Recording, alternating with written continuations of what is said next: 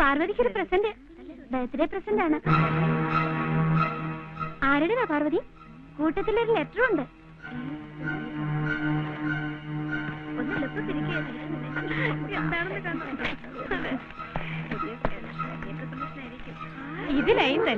ഇത് പിറന്നാൾ സമ്മാനമല്ല, പ്രേമ സമ്മാനമാണ്. എന്റെ പർവ്വത നന്ദിനിക്കണിയാൻ തിങ്കൾക്കല ചൂടാത്ത ശിവൻ കൊടുത്തയക്കുന്നു. അല്ലേ, ഇതൊരുമാതിരി ആധുനിക കവിത പോലുണ്ടല്ലോ. പ്രേമലേഖനാവുമ്പോ ഒരു 4-5 പേജെങ്കിലും വേണ്ടേ? ഏതായാലും നല്ല ചേർച്ച ശിവനും പാർവതിയും. അയാൾക്ക് എവിടെ ഉണ്ട്? അവിടെ നിൽക്കുന്നു. വേണ്ടായിരുന്നു, ആകെ കുളമാവുന്നാ തോന്നുന്നത്. എന്ത് കുളമാവാൻ? നീ ധൈര്യമായിട്ടിരിക്കെ. എന്റെ അഭിപ്രായത്തിൽ ഒരു 2 വരി കവിത കൂടെ വേണമായിരുന്നു, എങ്കിൽ അസലായനെ. നോക്കി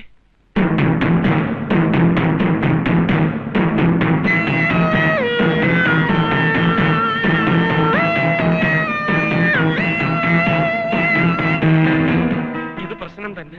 എനിക്കും അങ്ങനെ തോന്നുന്നുണ്ട്. ഇനിയിപ്പോ എന്ത് ചെയ്യണം?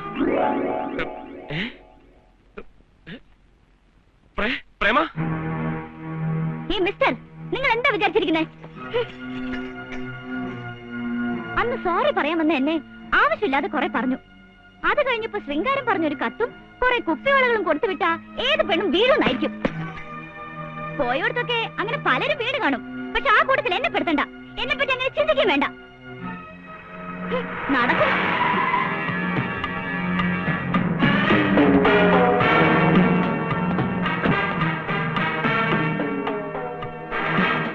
എന്താ പ്രശ്നം? ഇയാൾക്ക് പാർവതിയോട് പ്രേമാണെന്ന്. മാനം മര്യാദയ്ക്ക് കഴിയുന്ന പെമ്പിള്ളരെ വഴിപഴപ്പിക്കാൻ നോക്കിയാലുണ്ടല്ലോ. താൻ എന്തോ ചെയ്യും? മൂക്കി കയറ്റി കളയോ? ഒന്ന് പോടോ. എന്താ എന്റെ കാര്യത്തിൽ മറ്റുള്ളവർ ഇടപെടണ്ട. അടങ്ങി ഒതുങ്ങി കഴിയാതെ ആളാവാൻ നോക്കിയാലുണ്ടല്ലോ, ജീവനോടെ ഉണ്ടാവില്ല. എടോ പന്ന തിരുമേനി, തന്റെ ഈ വിരട്ടലൊക്കെ ഇവിടുത്തെ പാവങ്ങളോട് മതി. തന്നെക്കാൾ വമ്പന്മാരെ കണ്ടിട്ടുള്ളവനാ ഞാൻ.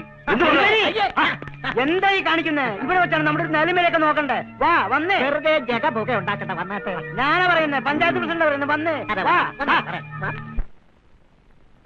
വേണ്ടായിരുന്നു ചേച്ചി. ഇഷ്ടമില്ലെങ്കിൽ അത് പറഞ്ഞ പോരായിരുന്നില്ലേ? ക്രൂരതയായിപ്പോയി. പോരാത്തതിന് ആ അനിയൻ തിരുമേനിയും. നാട് മുഴുവൻ ഇപ്പൊ പാട്ടായിട്ടുണ്ടാവും. ചേച്ചി സുഭദ്രാമയുടെ തന്റെ ഇടമുള്ള മോളായി. പാവം, അയാൾ ഇനി മനുഷ്യന്റെ മുഖത്ത് എങ്ങനെ നോക്കും? BSc കോളേജിലെ ഹയസ്റ്റ് മാർക്കായിരുന്നു അയാൾക്ക്. വിധി. അല്ലെങ്കിൽ ഇങ്ങനൊക്കെ കേൾക്കുകയും അനുഭവിക്കുകയും ചെയ്യേണ്ടി വരുമോ? ഈ തെറി കേൾക്കലും അടികൊള്ളലും ഒക്കെ പ്രേമത്തിൽ പറഞ്ഞിട്ടുള്ളതാ. അതിനിങ്ങനെ വിഷമിക്കേണ്ട കാര്യമൊന്നുമില്ല. അല്ല, നീ എന്താ കരുതിയത്? എനിക്കിഷ്ടമാണ് എന്ന് പറഞ്ഞു കഴിഞ്ഞ ഉടനെ തന്നെ അവൾ പ്രണയ വിവശയായി ഓടി വന്ന് നിന്നെ ഇങ്ങനെ കെട്ടിപ്പിടിക്കണമായിരുന്നോ? എടാ, അവൾ അന്തസ്സുള്ള പെണ്ണ, അതുകൊണ്ട് അങ്ങനെ റിയാക്ട് ചെയ്തത്. വേണ്ട, ഇനി ഇവിടെ നിന്നാൽ ശരിയാവില്ല. ആകെ നാറി. ഞാൻ എന്തായാലും ട്രാൻസ്ഫറിന് എഴുതി കൊടുക്കാൻ പോവാ. മാധവമേനോൻ സാറിന് തിരുവനന്തപുരത്ത് ഇത്രയൊക്കെ പിടിപാടുണ്ടായിട്ടും തനിക്ക് ഇവിടെ കിട്ടിയുള്ളൂ ഫസ്റ്റ് അപ്പോയിന്റ്മെന്റ്. സാറിന് അറിയാലോ, അച്ഛൻ അങ്ങനെ റെക്കമെൻഡേഷൻ ഒന്നും പോകാത്ത ആളാണെന്ന്. പിന്നെ അച്ഛൻ ഒരുപാട് കാലം ഇരുന്ന കസേരയിലെ ഇപ്പൊ സാർ ഇരിക്കുന്നത്. അറിയാം, എനിക്കറിയാം. ഇപ്പോഴും പറയാറുണ്ട് ഇവിടുത്തെ പഴയ ഓരോ കാര്യങ്ങള്. ആദ്യമായിട്ട് ഏതോ തിരുമേനിയുടെ ഇല്ലത്ത് കണക്ഷൻ കൊടുത്തതും, വീട് മുഴുവൻ വെളിച്ചം കണ്ട് ഇല്ലം കത്തിയെന്ന് ധരിച്ച് നാട്ടുകാർ മുഴുവൻ ഓടിക്കൂടിയതും, അങ്ങനെ ഒരുപാട്. പാസ്സായി വന്നപ്പോൾ ആദ്യമേ അച്ഛൻ പറഞ്ഞു ഇവിടെ വേണം തുടങ്ങാനെന്ന്. എനിക്ക് ഓർമ്മയില്ലെങ്കിലും ഞാൻ ജനിച്ചത് ഇവിടെയാണല്ലോ. പുതിയ ജയ വന്നിട്ടുണ്ട്. അതിന് ഞാനിപ്പോ എന്തോ തിരക്കി. എന്നെയോ? എന്തിന്? എവിടെ? കുറുപ്പ സാറിന്റെ മുറിയിലുണ്ട്, അങ്ങോട്ടും എല്ലാം പറഞ്ഞു. അല്ല, ഇതാര് ശിവേട്ടനോ? ഞങ്ങൾ ഒരുമിച്ച് പഠിച്ചതാ. ഓഹോ, സ്കൂളിലായിരിക്കും അല്ലേ? അല്ല, എഞ്ചിനീയറിംഗ് കോളേജിൽ. എന്നേക്കാൾ 2 വർഷം സീനിയർ ആയിരുന്നു.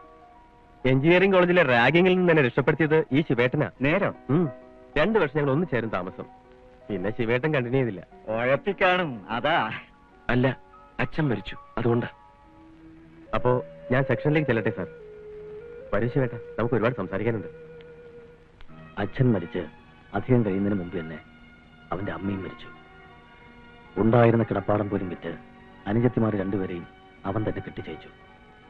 കയ്യില് മെച്ചമൊന്നുമില്ലെന്ന് നന്നായിട്ട് അറിയാവുന്നത് കൊണ്ടായിരിക്കും അനുജത്തിമാര് പോലും പിന്നെ തിരിഞ്ഞു നോക്കാറിയില്ല.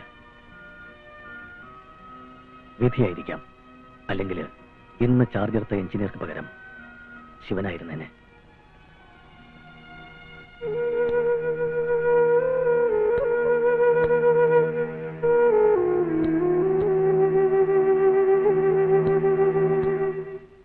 നിദ്രയിൽ നീ വന്ന പ്രേമ, സ്വപ്നങ്ങൾ പ്രേമ, കെടുത്തുന്നു. ശിവൻകുട്ടിയില്ലേ? എന്തിനാ? വീട്ടിലെ കറണ്ട് പോയി. പവർ കട്ടായിരിക്കും. അല്ല, ഫ്യൂസ് പോയതാ. എത്ര പ്രാവശ്യം കെട്ടിയിട്ടിട്ടും പിന്നെയും പിന്നെ അടിച്ചു പോകുന്നു. ശിവൻകുട്ടി ഒന്ന് നോക്കിയാലേ. ഞാനില്ല കുമാര. ഓഫീസിൽ ഒരു കംപ്ലൈന്റ് എഴുതിയിട്ടാ മതി, അവരാരെങ്കിലും അയക്കും. അപ്പോഴും നിങ്ങൾ തന്നെയല്ലേ ഒന്ന് നോക്കേണ്ടത്. നാളെ മുതലല്ല. ഇയാള് പിന്നെ അവിടെ പോകുന്നു. അറിഞ്ഞില്ലായിരുന്നോ? അദ്ദേഹം ഇവിടുന്ന് ട്രാൻസ്ഫർ വാങ്ങി പോവുക. ഭ്രാന്തെന്നല്ലാതെ എന്ത് പറയാനാ? പ്ലീസ് ശിവൻകുട്ടി, ബുദ്ധിമുട്ടിക്കുകയാണെന്ന് വിചാരിക്കരുത്. ആ പാർവതിക്കുള്ള പരീക്ഷയാ, അതുകൊണ്ടാ. പരീക്ഷ ആയാലും കൊള്ളാം, ടെസ്റ്റ് പേപ്പർ ആയാലും കൊള്ളാം. ഞാനില്ല എന്ന് പറഞ്ഞാലില്ല. കുമാരൻ പൊയ്ക്കോളൂ. എന്താ വന്നില്ലേ? അയാൾ ഇവിടെ ഒന്ന് പോകുവാണത്രേ. വേറെ ലൈൻമാൻ വരുമെന്ന്. വേറെ ലൈൻമാനോ? ഓ എനിക്ക് പരീക്ഷയാണെന്ന് പറഞ്ഞില്ലേ? ഓഹോ, പറഞ്ഞു. പരീക്ഷ ആയാലും കൊള്ളാം, ടെസ്റ്റ് പേപ്പർ ആയാലും കൊള്ളാം. അയാൾക്ക് വരാൻ മനസ്സില്ലെന്ന്. കുമാരേട്ടൻ വന്നേ.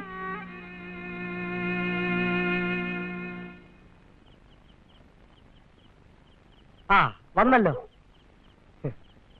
മെയിൻ സ്വിച്ച് എവിടെയാണ്? ദേ അവിടെയാ, വരൂ.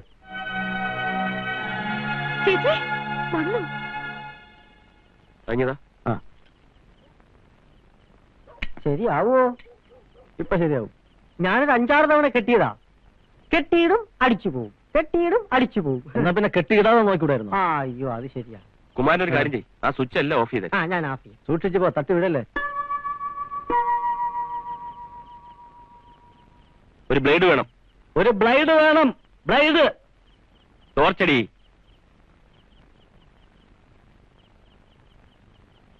ദേ, കത്തി. കത്തിയാ? ഫീസ് വിടുമ്പോ കത്തിയാ? കത്തി. Knife, knife. ആ, അത് ഞാൻ ഒന്ന് നൈഫ്. ഇങ്ങോട്ടടി.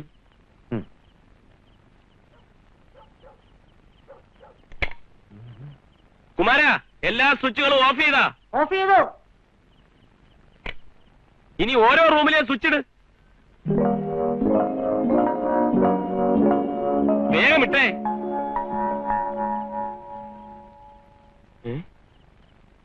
പോയി പോയി. ഞാൻ എല്ലാ മുറിയിലും കയറി ഇട്ട് നോക്കി, ഒരു കുഴപ്പമില്ല. പാർവതിയുടെ മുറി കയറി ഇട്ടതും അടിച്ചു പോയി. നീ ആ ടോർച്ചിഞ്ഞെടുത്ത്. ഞാൻ കൂടെ പോയിട്ട് വരാം. നിക്ക് നമുക്ക് ഫീസ് കെട്ടിയിടാം.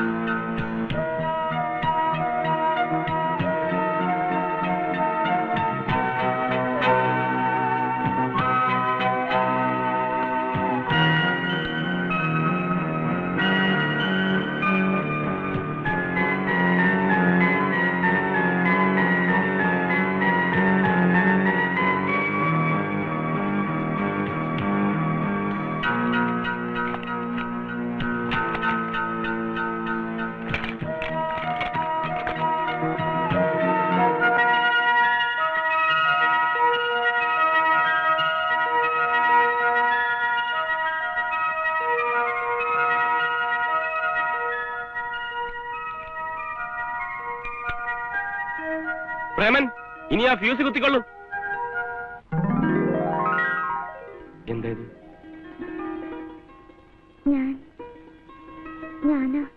എന്തിന്? ഒന്ന് കാണാൻ. ആരെ? എന്നെയോ? അപ്പോ എന്നോടുള്ള ദേഷ്യമൊക്കെ പോയോ? പോകരുത്. ഞാൻ കാരണം എങ്ങും പോകരുത്. ഇല്ല, ഇനി എങ്ങും പോവില്ല. ആട്ടെ, 25 പൈസ വെച്ച ഫ്യൂസ് അടിച്ചു പോകുമെന്ന് ആരാ പറഞ്ഞത്? അത് പറയൂ. അത് ഹോസ്റ്റലിൽ താമസിച്ചു പഠിക്കുന്ന കൂട്ടുകാരികൾ. ഞാൻ ഊഹിച്ചു. ഈ പൈസ ഞാൻ എടുത്തോട്ടെ? എന്തിനാ? സൂക്ഷിക്കാൻ, ജീവിതകാലം മുഴുവൻ.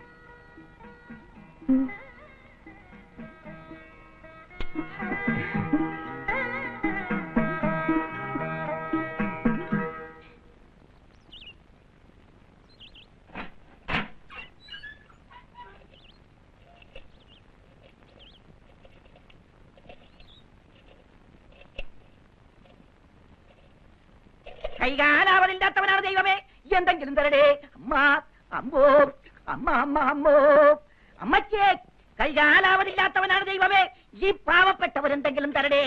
അമ്മ അമ്മ അമ്മ അമ്മ അമ്മ കൈകാലാവതില്ലാത്തവനാണ് ദൈവമേ, എന്തെങ്കിലും തരടേ. അമ്മ അമ്മോ അമ്മ അമ്മുമ്മോ, ചില്ലറയില്ലേ ചില്ലറ തരാം, ഒരു ആന്റിക്കാപ്പടാണ് ദൈവമേ. അമ്മോ ഒരു എടാ, പ്രേമ. പാവപ്പെട്ട പിച്ചക്കാരനാണ് ദൈവമേ, എന്ത് എന്തെങ്കിലും നിനക്ക് ചെവി തന്നെ കേൾക്കുന്നില്ലേ? ചെവി കേൾക്കാം, തല കേട്ടൂടാ. അതെങ്ങനെ കേൾക്കും? ഒരുത്തനോട് അമ്മ അമ്മ എന്ന് അലറ വിളിച്ചോണ്ടിരിക്കല്ലേ? അത് തന്നെയാ പറഞ്ഞത്. എന്തെങ്കിലും കൊടുത്തു വിട്. പാരലൽ കോളേജ് ഒന്നും ഇപ്പൊ വലിയ ലാഭത്തിലല്ല.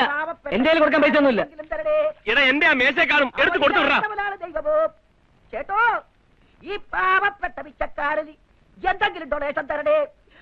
അമ്മ അമ്മ അമ്മ അമ്മ അമ്മോ, നിർത്ത്, പാട്ട് നിർത്ത്. അമ്മുമ്മോ ആ? ഇല്ലമ്പോ.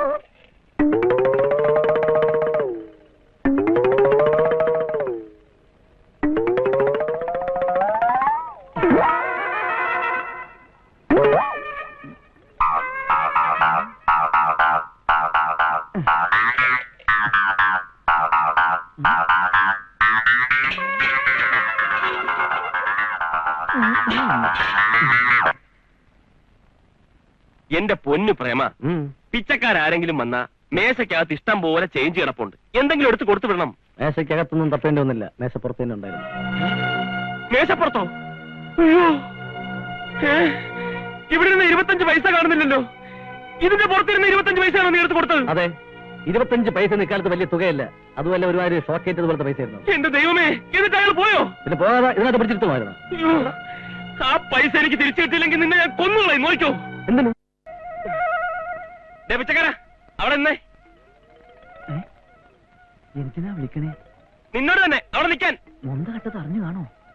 എങ്കിൽ തല്ലാനായിരിക്കും. അവിടെ നിൽക്കാൻ. തല്ലി ഇവനെന്തിനാ ഓടുന്നത്?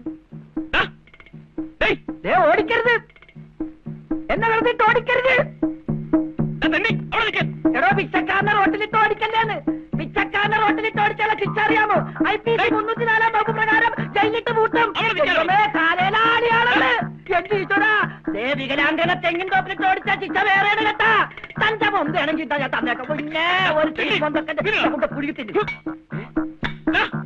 മൊന്ത കിട്ടിട്ട് പിന്നെ മഞ്ഞി അപ്പൊ ചുവറായിട്ടും തല്ലാൻ തന്നെ. എടാ, ഇത് വലിയ പ്രശ്നമല്ല. ഇത് ഞൊണ്ടിയിട്ട് കാര്യമില്ല. ഞൊണ്ടൊക്കെ മാറ്റി വെച്ച് 2 കാലയിൽ ഓടാതെ നിവൃത്തിയില്ല. എടാ കള്ളത്തണ്ടി, നിന്റെ ഒടുക്കത്തെ ഒരു ഞൊണ്ട്. അയ്യോ, ഓടി വരുന്ന നാട്ടുകാരെ, പിച്ചക്കാരനെ തല്ലാൻ പറ്റേ. ഓ ദൈവമേ, പാവപ്പെട്ട പിച്ചക്കാരനെ കൊള്ളേക്കാൻ പറ്റേ. ഓടി വരണേ. എന്റെ വലിയ പറ്റിക്കരുത്. എടോ, എന്റെ കാശ്, എടോ, എന്റെ കാശ്, എടോ, തെണ്ടിക്കിറ്റിയ കാശാണ്. പിച്ചപ്പാത്രത്തിൽ കൈയിട്ട് വരണേന്ന്.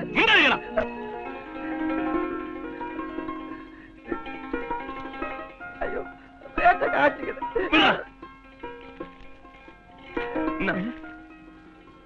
10 രൂപ. ഇതിന്റെ വില നിനക്കറിയില്ലേ? എന്റെ പിച്ചക്കാരൻ പുണ്യാളാ, 25 പൈസയുടെ വില കൂട്ടിയ.